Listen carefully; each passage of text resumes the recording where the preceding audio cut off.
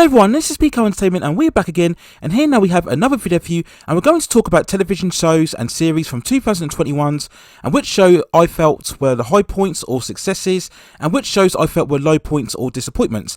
So I'll try and keep this as spoiler free as I can when I talk about these various shows, and you can check out some more in-depth detailed reviews of these shows within the channel, and I will leave some links as well as to the playlist and the videos as well.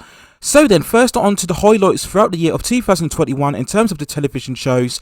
And first off, we have to mention, given that it's very much about my favourite character of all time in terms of comic books, and that is of course Superman. So we talk about Superman and Lois, and the CW series heading into its first season continued the Tyler Hoechlin's version of Superman, which had already been established in Supergirl, this time giving a fresh dynamic of Clark being married to Lois Lane and having two teenage sons. Now, for the most part, I was very apprehensive to begin with as to an actual story with Superman having a family life. I was very concerned about how exactly that would be exciting or very interesting to watch.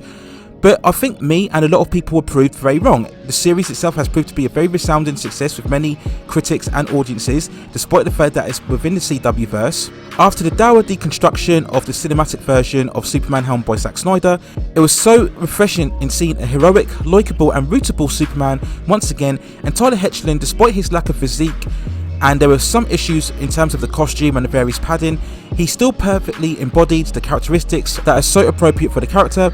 The chemistry between Clark and Lois was absolutely fantastic, again well performed by both Tyler and Elizabeth Tulloch throughout this first season. It just made their relationship far more believable. We could actually believe that Lois could actually fall in love with Clark despite not knowing that he was actually Superman. The first season itself was full of a serious tone, lots of touching and emotional moments, exciting action set pieces, good storytelling, and I think overall the biggest achievement was debunking the argument that we hear so often today that Superman in his most purest form cannot connect with audiences today because they don't find him relatable because of his powers, because of his good nature and his Boy Scout persona. He has to be continually flawed or vulnerable or deconstructed in order to be interested. Well, Superman and Lois really defied all of those theories, and overall it was a very strong series, and that's why I like Superman and Lois so much. So hopefully it continues its strong form from the first season when the second season returns on January 2022. There are also other shows that continue strong form in their second season were the likes of Stargirl, which really ups the atmosphere, tension and scary elements with the inclusion of Eclipso, who was a terrific villain, and this time we saw a villain who was really attacking the Justice Society much more on a psychological basis, dividing them, preying very much on their paranoia and their fears. The action and effects were also bumped up with a terrific battle in the school. I believe it was episode 5 where we saw the Justice Society fight off against the newly recruited Injustice Society. It was a fantastic comic strip extravaganza in terms of a great fight sequence overall, and I think it just highlighted again the show very much addressing the flaws I believe in season 1 in terms of the overall cinematography. Filters were lightened much more now, so you could see clearly what was going on. All the action sequences are far more coherent. We expanded on the DC universe in many ways with the inclusion of the Green Lantern, of course, and I just think overall everybody in terms of the actors and the characters were super consistent in all of their performances, and all of these elements really confirmed Stargirl as I would say the joint strongest CW show currently, or even perhaps the strongest CW show as it is in its second season as opposed to Superman and Lois, which is in its first season. And I think Stargirl really doesn't get the recognition and kudos that it deserves. Probably the same goes for The Witcher, which too had better effects and CGI, improving very much on the characterization of both Geralt and Ciri as we continue on their journey and we see her powers manifesting even more so. This second season improved far more by giving us far more of a focused narrative as opposed to the fractured timeline of season 1. I'm really surprised that season 2 has proved to be quite divisive amongst fans, as I felt it was overall stronger than the first season. We had plenty of great effects in action and choreography. Henry Cavill, I think, continues to cement his status as a truly competent lead actor, further confirming that indeed it wasn't his fault that the failed Superman version from the DCEU. I'll still maintain, especially after watching this season, that had Henry Cavill been given the right material, that we could have had a truly great modern cinematic Superman. But overall, with The Witcher Season 2, again, I think it confirmed its strength as a quality fantasy series, and I believe there's enough there to really fill the void that was left by Game of Thrones. We had plenty of good teasers for what can happen in Season 3, of which has already been renewed, so I'm very much looking forward to it and seeing what directions they take the series going ahead for the next couple of years going forward. Now, we did have some standouts in terms of animation. Invincible was a comic book adaptation of the Robert Kirkman series, and overall that was a very entertaining, very spectacular story. It fueled very much that more outlandish energy and fervour of what we normally associate with Saturday morning cartoon animated series, and of course it mixed that in with the far more adult rated tone of violence and profanity. But overall it was still a compelling series to watch, especially towards the season finale, and that was really an example of, despite a cartoon series being R-rated, it can still be very strong in terms of its overall storytelling. The show itself, which was broadcasted on Amazon, I believe has already been renewed for both a season 2 and season 3, so it'll be very interesting to see where they take the series going forward and if they will stick as closely to the source material as what they did in season 1. Arcane showcased some of the most stunning levels of animation that I think we've ever seen within an animated series, mixing in those 2D and 3D elements in terms of shading and contrast, and at very many times it was like watching a huge budget cinematic movie. It was truly immersive in all of its atmospherics and scene setting. This is again another example of how an animated show can be truly mature, but at the same time not going over gratuitous in terms of the violence and adult material. The show itself was clearly intent on its world building, which sometimes took away from the main story arc at times. It kind of got distracted away from the main compelling narrative between the two sisters in order to build up the various other factions and governments around. Now, whilst world building is always good, I think sometimes the show got a bit scattershot in terms of its overall focus in its narrative. But despite that, it was overall still a very impressive first outing of an animated series, and a further expansion as to how far an animated series can go in terms of visualization. So I very much enjoyed Arcane, and I'll be very interested to see what happens for season 2. Now, this would be a very unpopular opinion, but I actually enjoyed Jupiter's Legacy. I think it covered a lot of interesting themes and ideas concerning both heroism and generation and family. We overall mixed in a very much more of a flashback narrative where we saw the heroes actually attaining their powers. We had a lot of narrative about the heroic code and how important it is to maintain it. There are the times where the hero code actually goes against what the heroes are standing for, and does it actually work against them when they're trying to do various good deeds. Much like The Boys, it showcased these heroes very much out in the media and how they cope with the superhero identity and trying to live on with their family lives as well. Now, I know it divided a lot of audiences, especially fans of the comic book source material, but I overall saw a lot of potential in it. I think it was a shame that it got cancelled, and I just think sometimes you would wish that shows like this would at least get a second season overall, because sometimes the second season can address all of the flaws from the first year and maybe consolidate itself and attach itself far more greater with viewers alike. So I think it's a shame that Jupiter's Legacy got cancelled, because I thoroughly enjoyed it. I'm now going to go on to some of the disappointing shows that really let me down in terms of the year 2021, and I've done a separate video on this already, but I really have to talk especially about the Marvel Disney Plus shows. All 4 of them that we had within this year. WandaVision was first, of course, followed by The Falcon and Winter Soldier, later on by Loki, and of course most recently Hawkeye. Now, whilst none of these shows were terrible and they all had certain good qualities about them, I think for the most part all of the actors involved produced very good to great performances overall, but I just don't think that these shows really hit the great heights that I was expecting or anticipating following, of course, the events of Endgame. Now, yes, we could argue that there would be some teething problems, as this is the really first foray into television shows that we've seen from the Marvel Cinematic Universe, but I kind of rebuke that criticism a bit by saying that they've followed these characters for so long now. This is a universe that they've built since 2008 with the first Iron Man film, so they've had plenty of time to properly develop these characters, and really the television shows should have just furthered the quality that we've seen for the most part throughout the 10 to 12 years of the Marvel Cinematic Universe. The whole hype and anticipation around the shows is that could continue, and it could very much expand on storylines with the lesser named characters that wouldn't necessarily merit their own film. And with all of these shows having a minimum of 6 episodes, of course WandaVision was the exception with I believe 8 or 9 episodes, which was far too much, but each episode was around 45 to 55 minutes long, so I believe there was more than enough time to fully develop these characters and at the same time provide compelling villains and antagonists, and overall provide a great entertaining series, and they just fell short in many ways. So I just hope that going forward that the quality actually picks up from the next run of shows that we're going to get within the next year or two.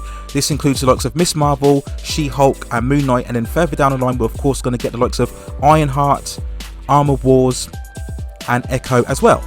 Staying very much in terms of comic book series, I have to talk about the Supergirl finale. Overall again was very disappointing, despite dedicating 2-hour episodes to the overall conclusion of Kara Danvers' story. I just think overall it was a very messy and chaotic end for a season that already had massive issues in terms of its tone and quality and storytelling, and I just think for a show like Supergirl, which I think in many ways defied expectations, running for over 6 seasons and having 126 episodes, I just think Supergirl deserved better. I think overall it was a very good show. Its high point was clearly season 3, where we saw Supergirl battling against Reign, and I just think overall it was a season finale where the writers had clearly run out of creative gas. They just didn't quite know how to end it. In many ways they didn't really end it. We're very much at a status quo at the end of the series, with no real definitive conclusion overall. Now of course we all know that Supergirl would have likely continued, but it was the decision of lead actress Melissa Benoist to end her contract. But I think in many ways it was probably right, because I could only see the show continuing its decline in storytelling and quality had it continued for a season 7 or 8. So just a disappointing end for what I think overall was a very good superhero show in Supergirl. We also have to say the same for Shameless. The finale itself, after 11 long seasons, just left too many open ends regarding the Gallaghers and as to whether they could truly end up happy or not. Perhaps they left things open for a future reunion. We've seen so many times throughout 2021 so many classic shows come back for various reunions or not, but I think in terms of Shameless, for the fans who had stuck with the show for so long, I really felt they were really shortchanged. The show has always tried to walk that line between being much more of a comedy and also with very strong elements of drama and very much political social commentary.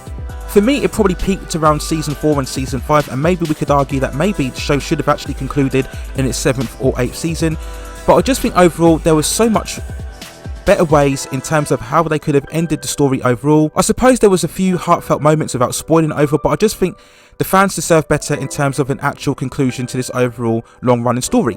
I mentioned again the finale of Black Lightning, which ended after its 4th season run. It just didn't stick the landing. Now when we watched the overall season itself, it was clear that they were clearly intending to build a 5th season overall in terms of the Pierce family and their ongoing battle against Tobias Whale. But I'm guessing something happened and there were clearly some frictions behind the scene. Clearly the CW decided it was no longer further continuing for a 5th season. There were intentions of course to do a Peace Killer series, but sadly that didn't come to any fruition. And I just think overall it's very disappointing, because I think actually Black Lightning was a very strong show. It really hit a stride in its 3rd season, and I look all of the actors involved, I think they performed very well. And again, that was far more of a serious tone comic book series, where indeed as much of all of the superhero adventures we had far more subject matter in terms of race and politics and social infrastructure and youth culture and crime and police brutality, and I think it handled those mixture of themes very well throughout its 4th season run. But I just think this season finale really just did the show very much of a disservice. Now again, things have been open up enough, so maybe they could come back and do a more fitting finale. I very much doubt it, as the CW continues to move in different directions. Maybe we'll see certain characters from Black Lightning appear perhaps in Legends of Tomorrow or the new Naomi series that's coming to debut next year or so, but I just think overall it was a very disappointing end to what I think was a fine, strong comic book series. We look at Titans, and into its 3rd season it continues to be very frustrating. Again, like season 2, starting off very well. A lot of fans were excited of course by the adaptation of the famous Red Hood storyline involving Jason Todd going up against Batman. They switched it this time round because Jason Todd was very much vengeful against the Titans this time round. He was very much manipulated by the Scarecrow, which was a very disappointing rendition of the classic Batman character.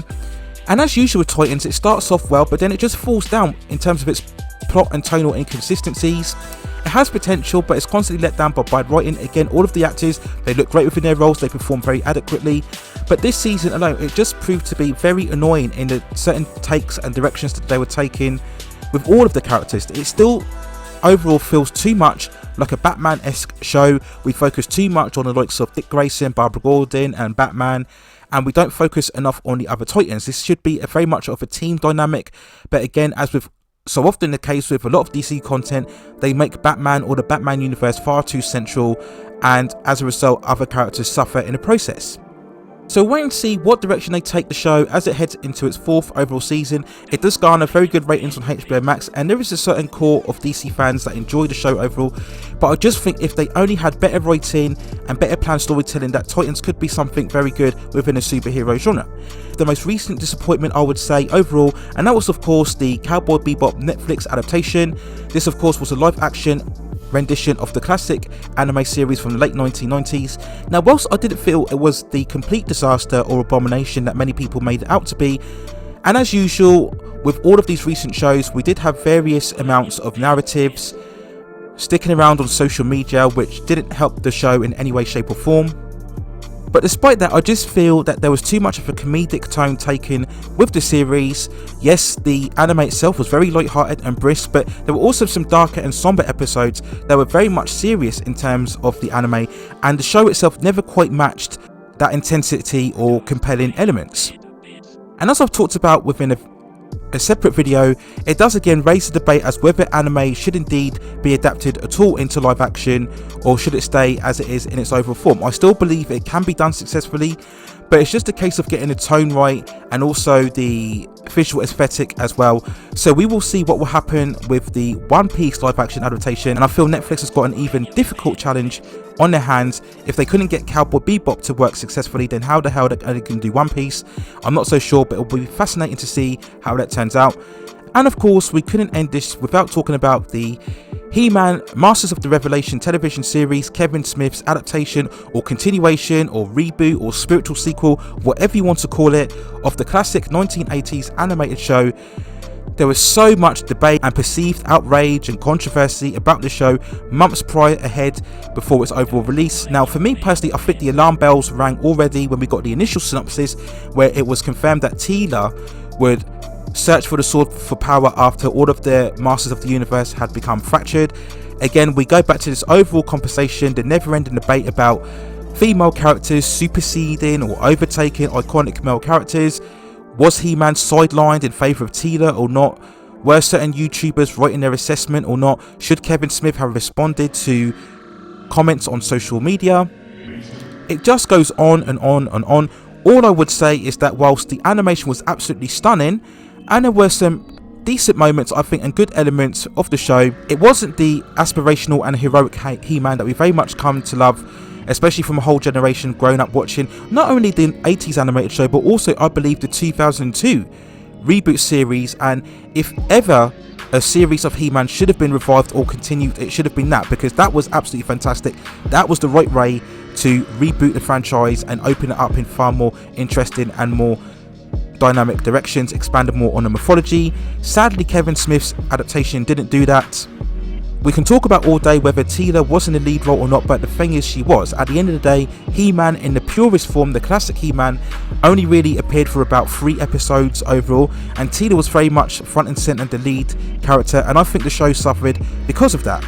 Not because of a preference over female to male characters, just because I think in terms of the writing itself, and when you consider the high level of animation, I just think overall it was a very big disappointment, as He-Man I think is amazing, and I actually think there's enough potential to have a real massive cinematic trilogy, very much in the same way as we did with the Lord of the Rings for He-Man, because there's so much in terms of the world building and the source material that you can tap into, but you have to take it seriously and you have to take it with a certain passion. Don't quite feel that Kevin Smith had that same passion or inclination, or Netflix either, for this iconic property. So very much one of the biggest disappointments I believe throughout the year was indeed the rendition of He-Man and the Masters of the Universe Revelation. So those are my overall thoughts and feelings and picks in terms of highs and lows in terms of television shows and animation throughout the year of 2021. Let me know what you think in the comments below.